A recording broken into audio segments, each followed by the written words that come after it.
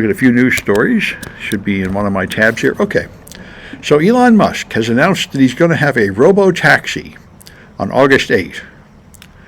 So now, I should remind you that Elon Musk promised that if you bought any Tesla, like 5 years ago, you'd be able to rent it out to people because it would just automatically drive them around and then come back home and you could make money doing that, which never happened. He makes a lot of promises, and sometimes they come true never, and sometimes they come true late. So we'll see. But anyway, a Tesla robotaxi will be unveiled. This is apparently the whole announcement, and people are now interpreting this as meaning that Tesla stock is going to go up or something. Although Tesla stock has been going down because so many people hate Elon Musk, and the financials do not justify its price. Its price is wholly held up by the adoration of Elon Musk. He's basically an influencer, where it is his fame that you're buying into. Like Donald Trump's stock, which is overvalued by like 500 times what it's worth. You're just paying for the privilege of donating to the greatness of Trump. And of course, you might be betting that the price will go up because more people will flock to the gloriousness of Trump and you can take their money. But anyway, in both cases, it's not betting on fundamentals, it's betting on fame. Which, I don't mean to put that down too much. The same thing all musicians and actresses and everybody been doing since the dawn of time. You have this thing called fame, and you try to somehow squirm and keep it up there, and it's really hard. I heard Dolly Parton, for example, has been incredibly successful at doing this, but one of the decisions she made right from the start, she would never get involved in politics at all, which was a really wise move for country music. I mean, a lot of your people are probably far red, but some of your people are far blue. You really have to stay completely out of it. Which, anyway, all right. So now they claim they've made an LLM to read the RNA, and then they can make better vaccines, and they claim, as they've said before, that they have actually found new drugs that work better this way. There have been another one of these, protein folding they use to actually find new drugs. So they claim they have trained this thing to design a more effective mRNA vaccine, and I don't think they've proven that, but they have found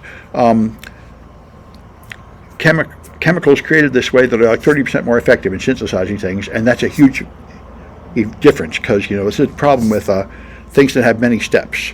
If each step is like 95% efficient, then by the time you have 5 or 6 steps, you're only getting a small fraction of a final product.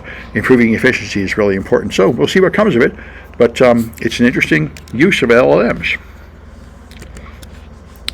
So the XZ crisis has hit. We've been talking about it everywhere. It's been hitting everywhere. This thing, the only difference between this and Heartbleed, I think, is that we caught it early. They caught it early. Well, yeah, almost nothing was hurt. Oh, by the way, Kali Linux was hurt for 2 days. Oh, really? For 2 days, the rolling release of Kali Linux had this flaw before they pulled it back. And it's a deliberate backdoor placed there by someone who appears to be the Russians, although nobody official has made this pronouncement yet, but I think so because it's extremely similar to the SolarWinds attack. A very brilliant supply chain attack. They spent 5 years preparing this. They created a fake online persona. They made friends with the guy that was maintaining the repository of this XZ thing. They then sort of got other fake accounts to come in and pressure him and say, this is too much work. You should just retire and hand it off to this guy. And that's what he did.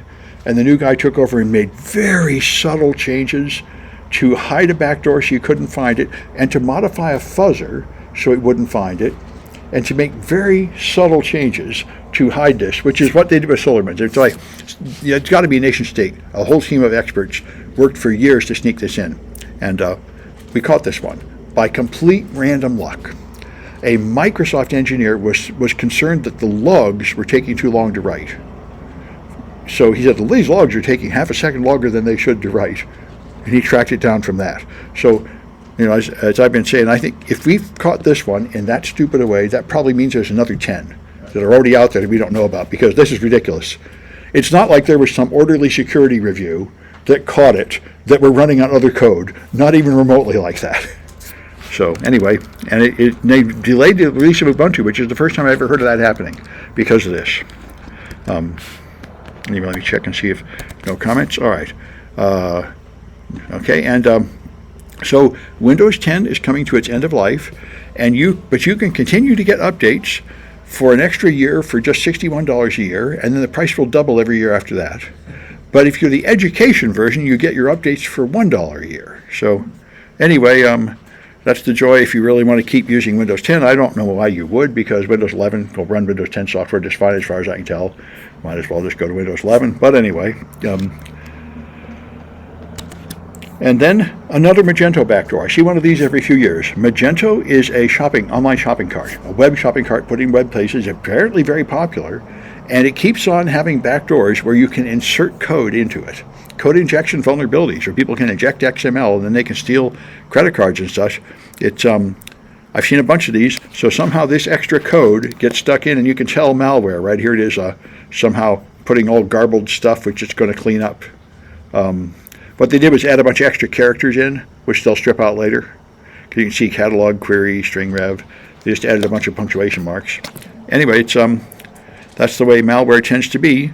And this reminds you of all the others. The way you detect it is by noticing there's code on your cart that you didn't put there. Other people find a way to inject code in. Pretty serious flaw. And so Google is thinking of putting the AI generation behind a paywall.